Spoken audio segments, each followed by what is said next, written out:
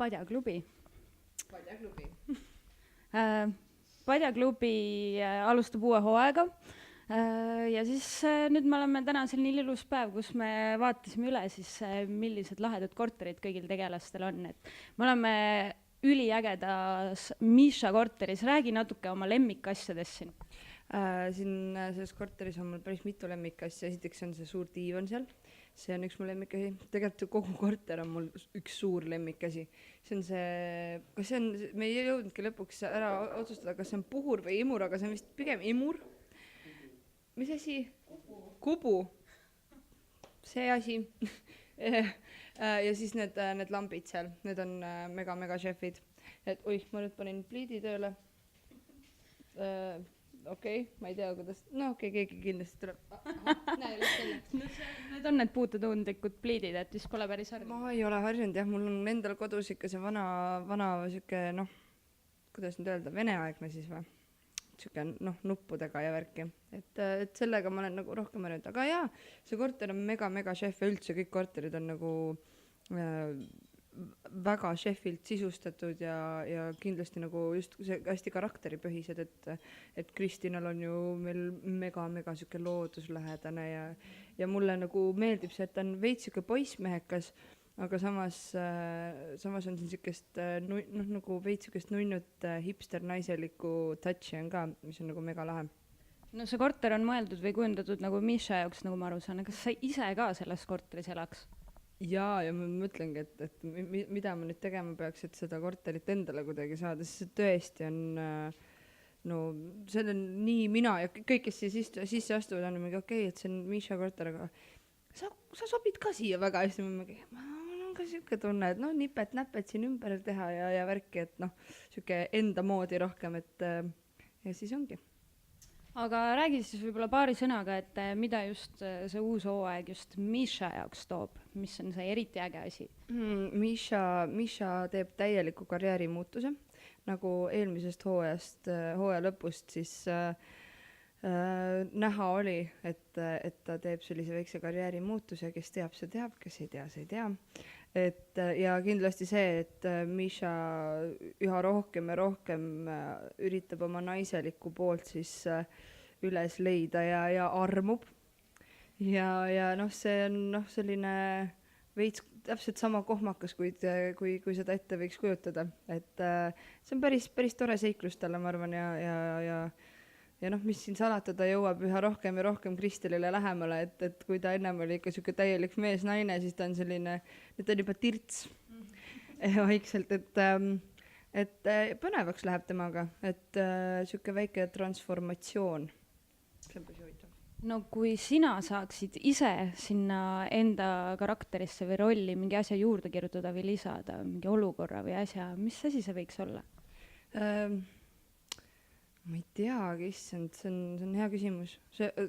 Praegu tegelikult ma peaks ütlema, et praeguse seisuga ma olen üsna rahul sellega, kuidas see karakter nagu areneb. Ma tahaksin näha sellist a la Miša esimest suudlust või mingit sükest esimest kohtingut. Et mul on tunne, et seal võiks olla päris palju sellist mida inimene võiks ära tunda, mitte ainult selle koha pealt, et ma olen ka selline veits nagu, ma ei tea, mehelikum ja siis kuidas ma nagu olen naiselikum, vaid nagu üleüldiselt see kohmetus ja see, et teiste kõrval, ta on ju ainuke, kellel ei ole siin romantilisi suhteid, eks ole, olnud.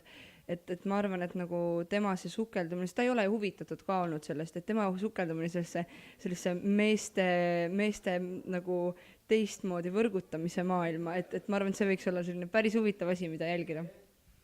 No sina isiklikult, sina kui Kristel Nagu mina.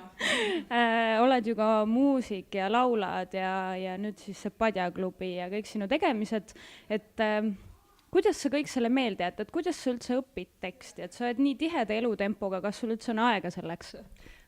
Teksti õppimine käib tegelikult, ma ei tea, kuidas õppimiseks, et see on tavaliselt ma loen stsenaariumi läbi, kui see tuleb. Loen läbi, mis seal nagu toimub ja värki, aga suurem osa õppimisest jääb enne stseeni, on meil proovid alati, et me käime kõik koos nagu harjutame läbi, mis on loogiline, sest et sa pead nagu üksteisega mängima seda asja. ja siis ongi proovi ajal lihtsalt jätad meelde, et nii, et ta ütles nüüd selle, ma ütlen selle, siis tema ütleb selle järgmisena, et nagu ongi nagu selline noh, põhimõtteliselt nagu protsessi pealt lihtsalt jätad nagu meelde, sest et noh, ja samas on jällegi see, et väga väheseid asju, näiteks ma ei mäleta enam, mis ma seal esimeses osas olen nagu rääkinud, mingisugused story'd ja mingid asjad jäävad meelde, mis on sellised kirkamad, need jäävad niikuinii meelde, aga jah, et kõige parem on õppida ikkagi nõnda, et sul on keegi on nagu vastu kogu aeg rääkimas ja noh, ma arvan, et ma ei viitsi oma korterikaaslaseid päriselus nagu nii palju tüüdata, et nad iga õhtu istuksid minuga ja õpiksid mu laine. Et praegu on niimoodi väga hästi mängib välja ja kui niimoodi toimib, siis milleks seda muuta. Väga cool ja jälgime su tegemisi siis uuel hooajal ja sügisest edasi, et kas sa võib-olla oskad ka lõpetuseks välja tuua võib-olla muusikalisest poolest, et kas sul on midagi sellist šefi tulemas ka, mida peaks jälgima?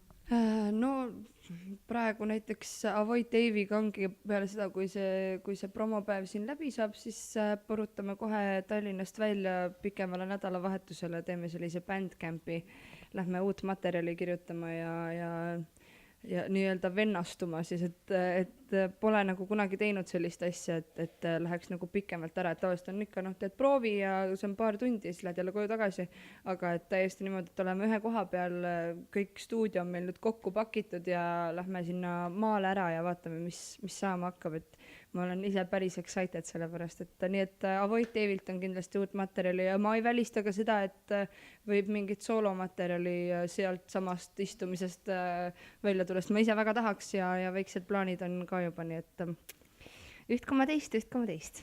Väga põnev, aga aitäh sulle! Aitäh sulle!